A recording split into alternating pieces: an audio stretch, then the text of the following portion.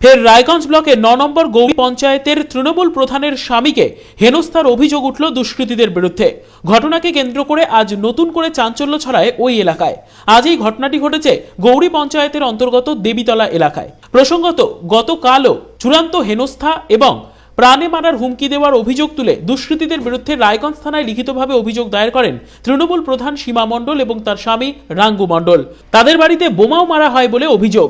গতকালকের এই ঘটনায় সরাসরি ব্লক তৃণমূল সভাপতি তথা পঞ্চায়েত সমিতির সহকারী সভাপতি মানস ঘোষের বিরুদ্ধে অভিযোগ এনেছিলেন তৃণমূল প্রধান। সেই অভিযোগের রেশ কাটতে না কাটতেই আজ পুনরায় দুষ্কৃতীদের হেনস্থার মুখে তৃণমূল প্রধানের স্বামী, এমনটাই অভিযোগ করেছেন রাঙ্গু মণ্ডল। তিনি জানিয়েছেন, আজ সকালে এলাকারই একটি চায়ের দোকানে চা খেতে যান তিনি। সেই সময় একদল দুষ্কৃতী তাকে উদ্দেশ্য করে কটূক্তি করতে থাকেন বলে অভিযোগ।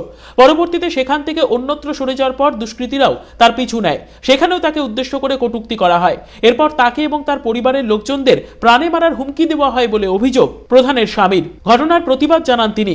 এরপর রায়গঞ্জ থানার পুলিশকে জানানো হয়। পুলিশ গিয়ে পরিস্থিতি স্বাভাবিক করে।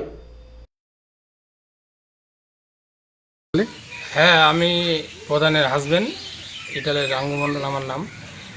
বলছি, আমি যখন চায়ের দোকানে আসে বসলাম দেবীতলায়, তখন আসে ওখানে দু একটা লোক উল্টাপাল্টি কথা বলতেছে।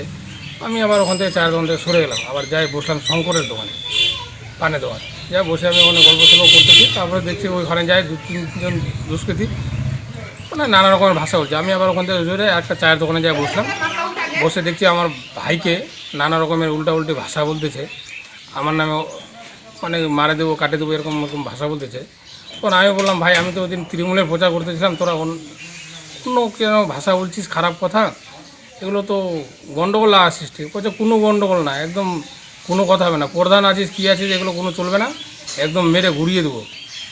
আমাদের কথা মতন চলতে হবে, না হলে একদম কোনো আমরা কী করবো না করবো তুই নিজেও বুঝতে পারবি না। কিন্তু আমি বললাম যে আমি তো প্রশাসনকে জানাবো। বলছে প্রশাসনকে জানা, যাকে জানাবি কোনো ব্যাপার না, সব পুলিশ আমাদের হাতে আছে। জানে মারার হুমকি দিয়েছে? হ্যাঁ, জানে। আমাকে তো বলছে মারবো, যেখানে পাবো ওখানেই মারবো। প্রশাসন আছে, প্রশাসনকে আমি জানিয়েছি, প্রশাসন কী ব্যবস্থা নিচ্ছে। বর্তমানে এই ঘটনার তদন্ত শুরু করেছে রায়গঞ্জ থানার পুলিশ। Hirak Mukherjee report, Kulik news, Raiganj.